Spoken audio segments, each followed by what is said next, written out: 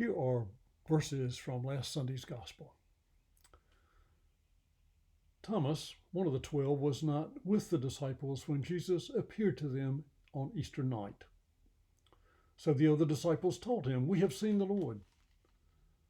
But he said to them, "Unless I see the mark of the nails in his hands and put my finger in the mark of the nails and my hand in his side, I will not believe."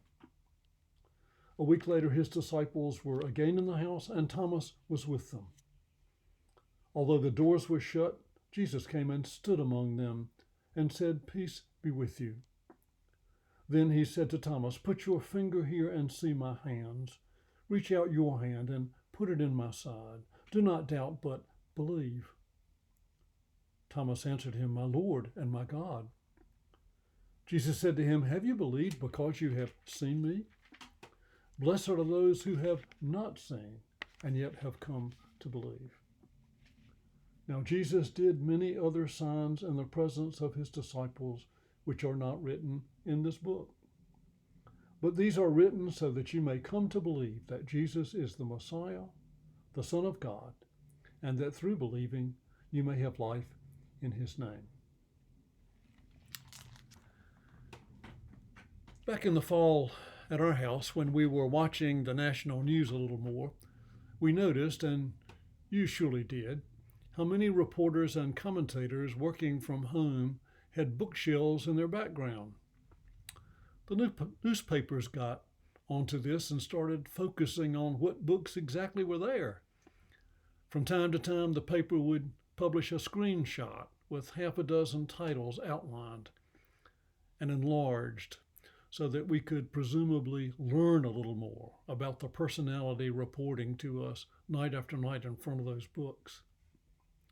There is some truth to the idea that we are what we read. Moving to Asheville, I had to let go of many books.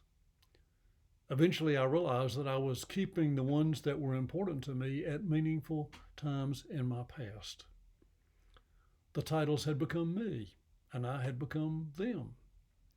When I looked at my bookshelves, I was looking at the shaping of my life.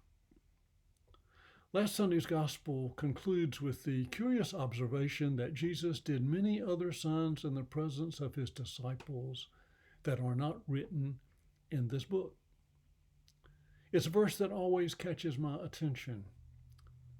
All we know about Jesus comes from the Bible, but the author of the fourth Gospel says that's not all there is to know. Does he mean that there are even more amazing, unreported aspects of Jesus' life? Or is he acknowledging that any account of the person of Jesus is in the end incomplete?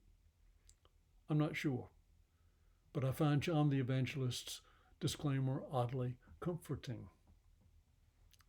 The four Gospels have contradictory accounts of the resurrection and what follows. Some readers throw up their hands in frustration.